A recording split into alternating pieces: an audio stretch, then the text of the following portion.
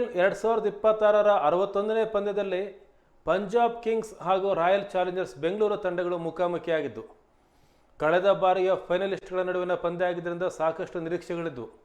ಒಂದೆಡೆ ಆರ್ಸಿಬಿಗೆ play of ticket ಖಚಿತಪಡಿಸಿಕೊಳ್ಳೋ ಇರಾದೆ ಇದ್ದರೆ, ಮತ್ತು ಪಂಜಾಬ್ಗೆ ಕಳೆದ ಫೈನಲ್ನ ಸೇಡು ತೀರಿಸಿಕೊಳ್ಳೋದ್ರ ಜೊತೆಗೆ ಪ್ಲೇ ಆಫ್ ರೇಸ್ನಲ್ಲಿ ಜೀವಂತವಾಗಿರೋಕೆ ಈ ಪಂದ್ಯದ ಗೆಲುವು ಅತ್ಯವಶ್ಯಕ ಆಗಿತ್ತು.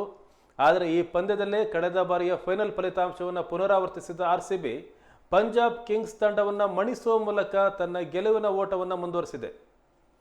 ಇತ್ತ ಸೋತ ಪಂಜಾಬ್ ತನ್ನ ಪ್ಲೇ ಆಫ್ ಹಾದಿಯನ್ನು ಮತ್ತಷ್ಟು ಕಠಿಣ ಮಾಡಿಕೊಂಡಿದೆ. ಈ ಪಂದ್ಯದಲ್ಲಿ ಮೊದಲು ಬ್ಯಾಟಿಂಗ್ ಮಾಡಿದ ಆರ್ಸಿಬಿ 222 ರನ್ ಕಲೆ ಹಾಕಿತ್ತು. ಈ ಗುರಿ ಬೆನ್ನಟ್ಟಿದ ಪಂಜಾಬ್ 199 ರನ್ ಗಳಿಸಲಷ್ಟೇ ಶಕ್ತವಾಗಿ 23 ರನ್ಗಳಿಂದ ಸೋಲನ್ನು ಅನುಭವಿಸಿತು.